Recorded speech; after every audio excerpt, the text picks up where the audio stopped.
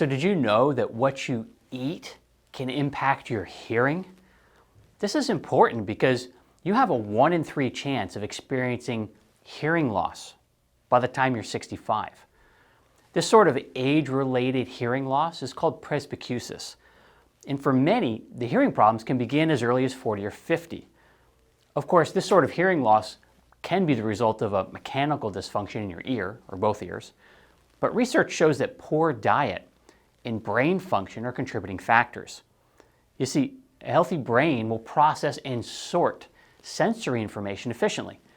So if your brain function declines, you won't process sensory information properly, and you won't sort data well, and this leads to impaired hearing. And this problem is growing on a huge scale because cognitive problems in people over the age of 50 is rising rapidly. In fact, this is likely going to be the biggest problem we face over the next 20 to 30 years. So if you want to preserve your hearing, your diet needs to be rich in these 6 nutrients that I've got up here on the board. Omega-3s, folate, potassium, magnesium, zinc, and antioxidants. Now, in addition to getting these 6, your diet also needs to be low in sugar. And this is because a diet full of sugar will destroy your brain. And it also leads to high blood pressure and diabetes. And both of those conditions significantly increase your risk for presbycusis. That's the word for age-related hearing loss. Now, omega-3 fatty acids, that you can get from fish, they'll nourish your cognitive abilities and protect the blood vessels of your auditory system. In adults over the age of 50, having at least 2 servings per week of omega-3 rich fish has been shown to decrease the risk for hearing loss by 42%. Now, hopefully you heard that right, because it's an astounding fact. If you want to keep your hearing, a good place to start is eating fish at least twice per week. Because based on that study, it will reduce your chances of age-related hearing loss by 42%. Okay, so the next nutrient is folate, which is vitamin B9, and it's needed by your body for cell regeneration, and it promotes circulation. So it keeps the delicate hair cells of your inner ear working properly. Now these sensory hair cells are not related to the hair that might be growing out of control around the outside edges of your ear.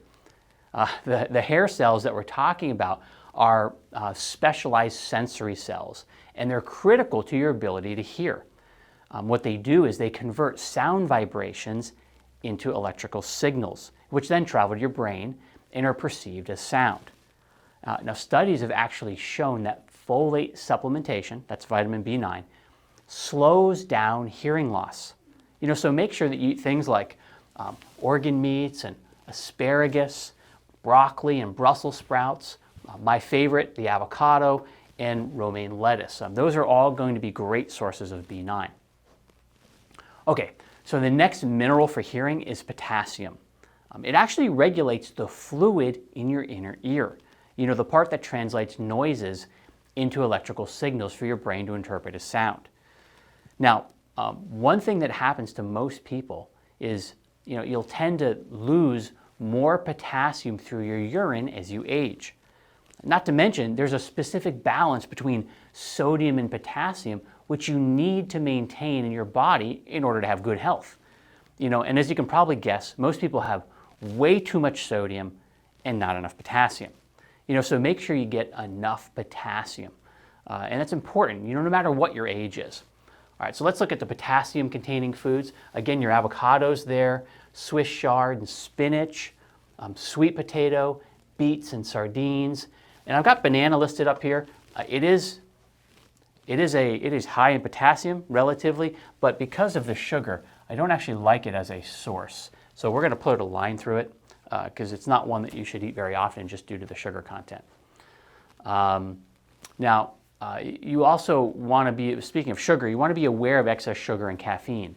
And also the sodium in processed food, because those 3 things can negatively affect your body fluids also, just like an imbalance of potassium does. Next up, we've got magnesium. It's another key mineral for hearing. It actually helps create a protective barrier for those sensory hair cells. And magnesium, has been shown to slow down hearing loss as well. And having adequate amounts of magnesium, it actually protects your ears from loud noises. And magnesium also supports blood vessels and oxygen availability to your inner ear. So some good sources of magnesium include spinach and chard and almonds, pumpkin seeds, and there's the avocado again. You can see why I like talking about the avocado and how healthy it is for you. And bananas also high in magnesium relatively, but again, because of the sugar, it's not a great source, so we'll cross that out. All right, so the fifth nutrient for hearing is the mineral zinc, because it's essential for cell growth and boost your immune system.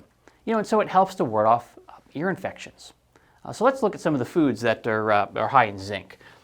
Grass-fed beef, lamb and chicken, there's pumpkin seeds again, cocoa, mushrooms, and we have spinach here again.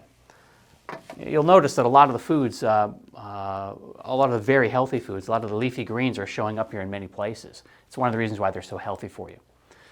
All right, so last but not least, make sure that you get plenty of antioxidants. Things like vitamin A and C and vitamin E, because these will protect you against free radical damage, which is important, for your overall health, but also the health of your brain, right?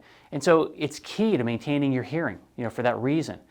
So make sure you get those, 6 nutrients in your diet. And since we're talking about hearing, I should mention this. Don't forget to protect your ears from loud noises, using earplugs or just using common sense when it comes to being in a loud environment. This goes for certain types of work and recreational things too, like listening to music. All right, so hopefully those simple strategies are just loud enough without being too loud for your ears, right? And also clear. So hopefully they're loud and clear.